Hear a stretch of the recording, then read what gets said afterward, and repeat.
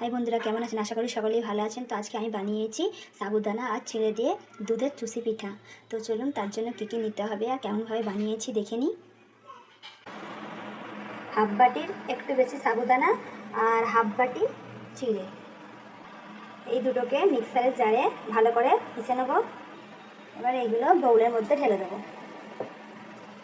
পিষা হয়ে গেলে এগুলোকে একটু চেলে নিতে হবে।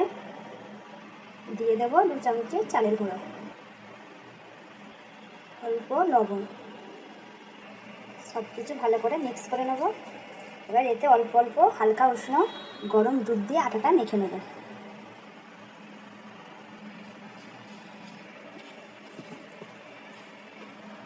ভালো করে ঠেসে ঠেসে আটাটা মাখতে হবে। ঠিক দেখুন, এই ধরনের একটা ডো তৈরি হবে। এবার এটা 5 মিনিট রেস্টে রেখে দেবো। গ্যাস চালু করে হাঁড়িতে দুধ বসিয়ে দিয়েছি। এখানে হাফ লিটারের একটু বেশি দুধ নিয়েছি, আপনারা আপনাদের হিসাবে দুধটা নেবেন। দিয়ে দেবো 2টো এলাচ এভাবে ফাটিয়ে, আর একটা তেজপাতা এভাবে ছেড়ে নিয়েছি। দুধটা ফুটে গেছে, এবার গ্যাসের ফ্লেমটা লো করে দেবো। এবার এটা 5 মিনিট এইভাবেই জাল দিয়ে নেব।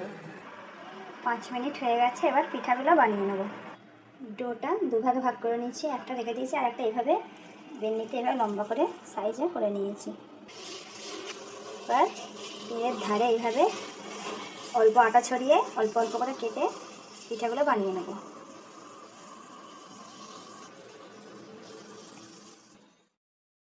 প্রত্যেকটা পিঠা তৈরি হয়ে গেছে।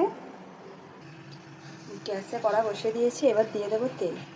আমি এখানে রিফাইন্ড তেল নিয়েছি। 5 মিনিট হয়ে গেছে, এবার দিয়ে দেবো গুড়। গুড়টা দুধের সঙ্গে ভালো করে মিক্স করে নেব। তেল গরম হয়ে গেছে, এবার দিয়ে দেবো পিঠেগুলো।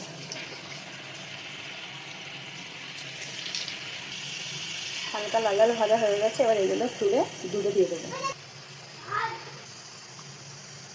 এই তেলে ফের পিঠেগুলো দিয়ে ফের ভেজে নেবে। এই অল্প পিঠে ডাইরেক্ট, এবার এই অল্প পিঠেটা ডাইরেক্ট দুধে দিয়ে দেবো। ভাজা হয়ে গেছে, এবার তুলে নিয়ে এগুলোও দুধে দিয়ে দেবো।